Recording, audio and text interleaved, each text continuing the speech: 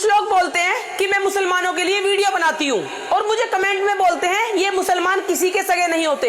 और कुछ लोग तो यहाँ तक भी बोलते हैं कि इन मुसलमानों का इतिहास मिटा देना चाहिए। अरे मैं आप लोगों को बता देना चाहती हूँ कि मैं एक हिंदू हूँ और मुझे अपने धर्म से प्यार है, लेकिन जितना प्यार मैं अपने धर्म से करती हूँ उतना ही मैं दूसरों के धर्म का सम्मान करना जानती हूँ। जो लोग उल्टा सीधा बोलते हैं और इतिहास को मिटा देने की बात करते हैं, चलिए आज मैं उनको जवाब दे देती हूँ। चलिए, अगर नाम ही मिटाना है तो सबसे पहला नाम मिटाओ अशफाक उल्लाह खान का।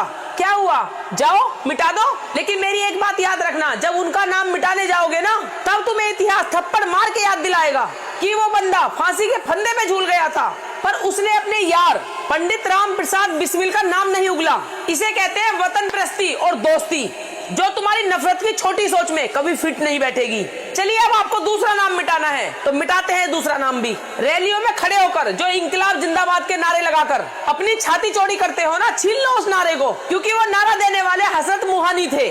अब आप ही बताओ, अब क्या करोगे? नारा लगाना छोड़ दोगे या गूंगे बन जाओगे? चलिए, तीसरा नाम मिटाना चाहते हो, जाओ छीन लो बीर अब्दुल हमीद के सीने से वो परमवीर चक्र, जिन्होंने 1965 की जंग में पाकिस्तान के टैंकों के परखच्चे उड़ा दिए थे। अरे वो जंग में शहीद हो गए थे पर तिरंगे को झुकने नहीं दिया था।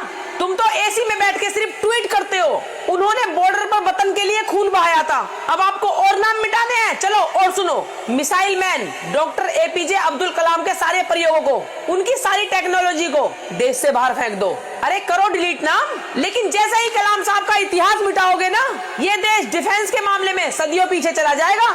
फिर आप दुश्मन को कैसे आंख दिखाओगे? चलो एक काम और करो, भारत के तिरंगे से वो हरा रंग भी हटा दो। बताओ हटा सकते हो? नहीं हटा सकते हो ना, क्योंकि सच तो ये है जनाब कि तुम कागज की किताबों से ही नाम मिटा सकते हो, लेकिन इस मिट्टी में मिली हुई कुर्बानियों को कैसे मिटाओगे?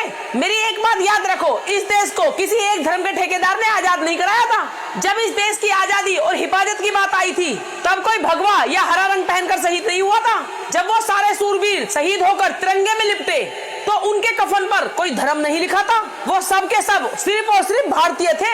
अब बोलो, बंद करोगे नफरत की नौटंकी या इतिहास के पन्नों में खुद को जोकर साबित करवाना तुम्हारा आखिरी मकसद है? दोस्तों, मैं किसी धर्म के खिलाफ नहीं हूँ, जितना ये देश हिंदुओं का है उतना ही ये मुसलमानों का है। आपकी क्या राय है? अपनी राय कमेंट में जरूर लिख के जाना और इस वीडियो को शेयर कर देना। जय हिंद, जय भारत।